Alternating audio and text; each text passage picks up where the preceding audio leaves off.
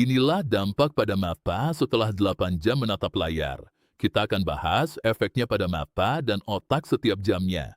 Karena retina mata merupakan jaringan otak yang memanjang keluar tengkorak. Jadi, ketika kita memfokuskan pandangan sekitar 18 inci dari mata, yang kita forsir bukan hanya mata, tapi juga otak kita. Sekitar 80 hingga 90% anak-anak sekarang mengalami miopi. Ini adalah kondisi di mana mereka kesulitan melihat benda-benda yang jauh, bukan? Miopi.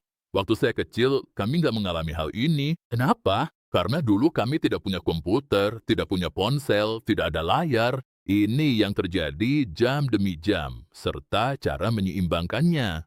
Masalah utamanya adalah otot siliaris yang mengontrol lensa mata Anda. Jadi, satu-satunya tugas otot siliaris kecil itu adalah ngubah bentuk lensa agar Anda bisa fokus ke jarak jauh atau dekat. Jadi, jika Anda melihat ke jarak sekitar 18 inci atau 12 inci di depan Anda, itu seperti mengepalkan tangan. Dan Anda tahu, bukan hanya sebentar, tapi selama 8 jam penuh.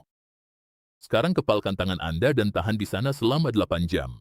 Lihat apa yang terjadi, tinjau jam demi jam. Apa yang terjadi saat sejam pertama menatap komputer?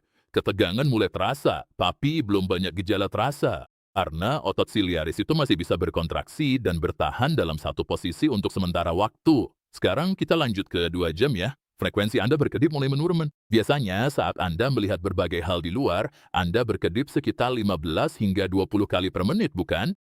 Tapi ketika Anda mulai menatap layar dan tidak ada kedalaman atau gerakan di sekitar mata Anda, frekuensi berkedip ini turun menjadi 5 atau 6 kali per menit. Refleks berkedip ini adalah semacam pompa fisik yang melapisi mata Anda dengan kelembapan pelindung dan mungkin pada titik itu Anda mulai merasakan sedikit perih atau sesuatu di mata Anda. Tapi emang begitulah yang terjadi, mata Anda tidak terlumasi dengan balik. Oke, jam ketiga adalah ketidakcocokan jam statis. Dulu, mata kita tuh dirancang untuk melihat segala sesuatu secara 3 dimensi ke segala arah. Jauh, dekat, kiri, kanan, kemana aja.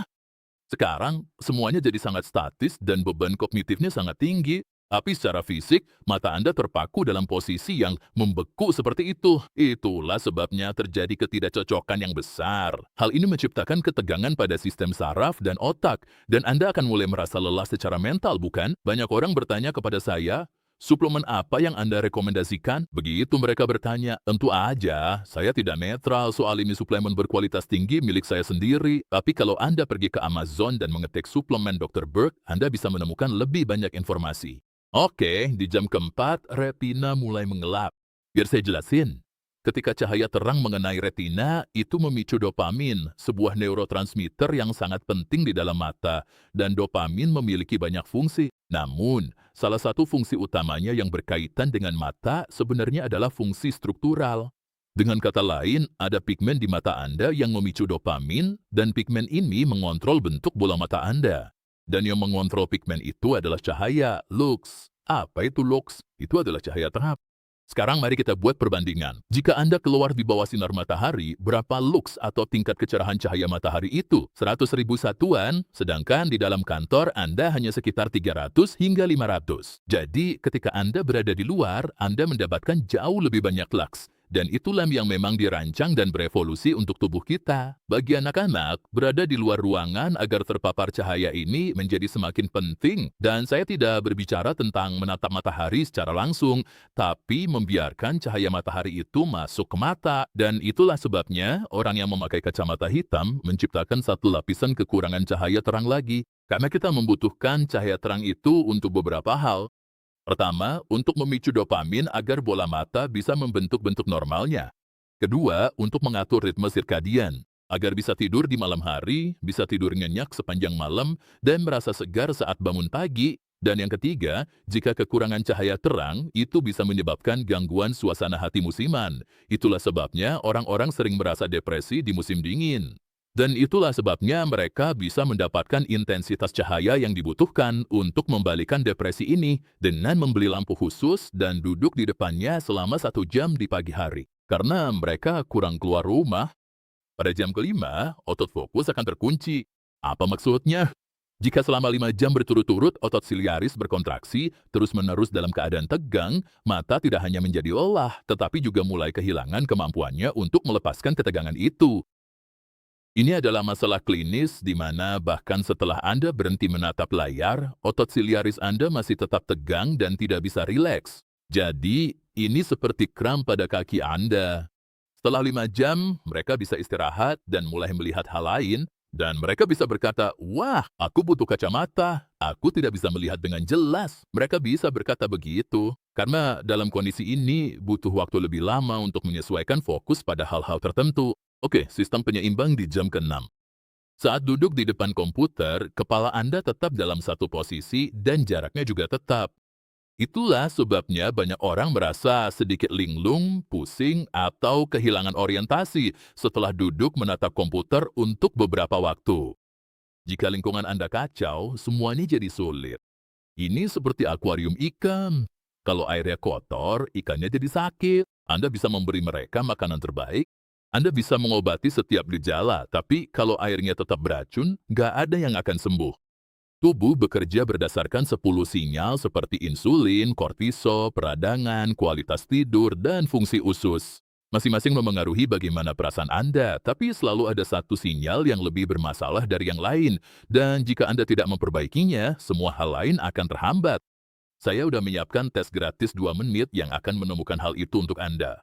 Tes ini akan memberitahu Anda sinyal utama mana yang saat ini menahan tubuh Anda. Klik tautan di deskripsi, lakuin tesnya, dan berhenti nebak-nebak. Jam ke-7 adalah terowongan yang menyempit. Apa artinya ini? Saat Anda berjalan-jalan di luar dan menjelajahi dunia, ada banyak hal di alam yang bisa Anda lihat. Saat fokus menyempit, pandangan sekitar pun terbatas. Dari bidang fokus 180 derajat, kini hanya tersisa 30 derajat. Itulah sebabnya penglihatan tepi berkurang drastis, apalagi jika terjadi bertahun-tahun.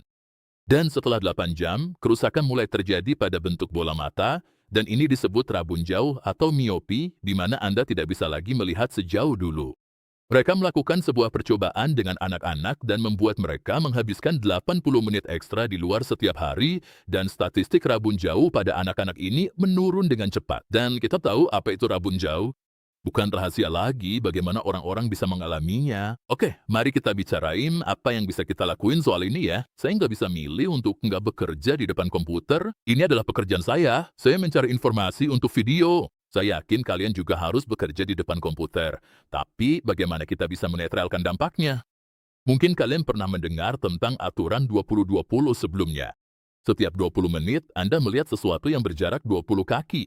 Itu adalah jarak penuh di mana otot siliaris tidak lagi tegang. Selama sekitar 20 detik.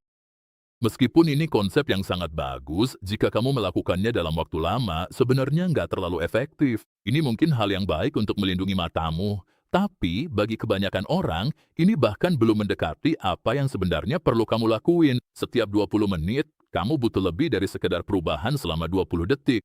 Kalau kamu hanya punya waktu untuk melakukan satu hal, inilah yang harus kamu lakukan. Setiap hari, keluarlah selama 20 menit, tinggalkan ponsel pintarmu di rumah, dan biarkan pandanganmu mengarah kemana aja yang kamu mau. Jangan berusaha fokus pada apapun.